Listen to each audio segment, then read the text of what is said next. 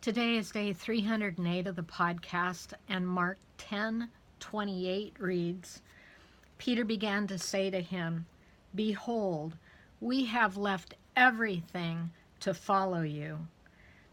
Everything to follow you. So Jesus attracted three different kinds of audiences. He attracted disciples, he attracted the multitude, and he attracted a number of people who gathered because they were his enemies. They were enemies. They all came to observe him for different reasons. Those who stood in opposition to his message, they were often those who originally had been entrusted to act on behalf of God. These were the religious leaders at the time, entrusted with the Word of God, and yet they became filled with jealousy, and they were at odds with the message of Jesus when he appears as the Messiah. Religious leaders flocked to his gatherings in order to mock and criticize him, in order to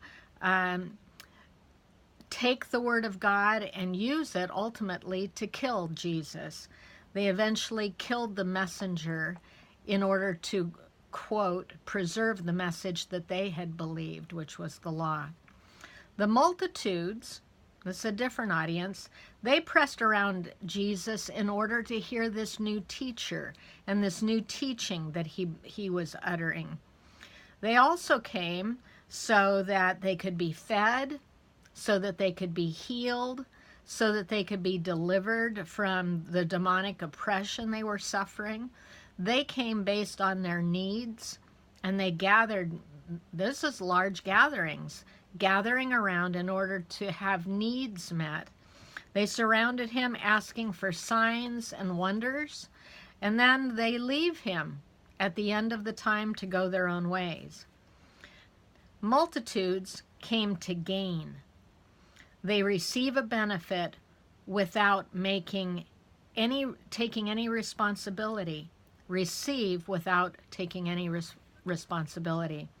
So disciples, this is the third category.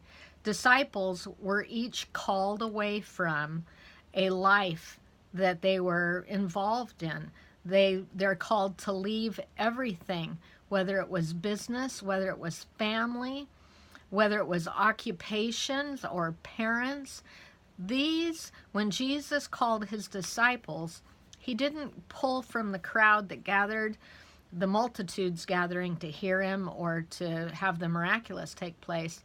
He went and he called them away from intact lives where they were engaged in occupation or relationship. They were previously engaged. He calls all of them to leave in order to follow him. Sacrifice is what marks the path of a disciple.